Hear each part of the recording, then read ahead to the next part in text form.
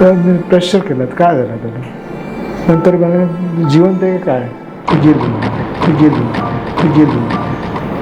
2 मिनटात गप्प बसलो. काय बोललो नाही मी. मग स्वतः आश्चर्य झालं, असं कसं आहे. आणि बॉडीमध्ये पण काहीच नाही आहे, कुठेच इंजुरी कुठल्याच शरीरावर. तिथे इथपर्यंत कमरेपर्यंत बघितलं तिच्या बॉडीमध्ये, काहीच नाही. मला वाटतं ते रोहन रायनी त्यांनी आणलं आहे.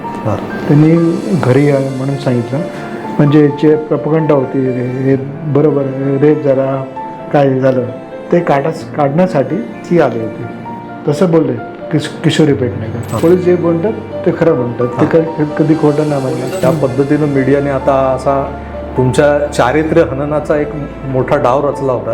काय वाटलं त्यावेळेला तुम्हाला असं? आता मला असं येते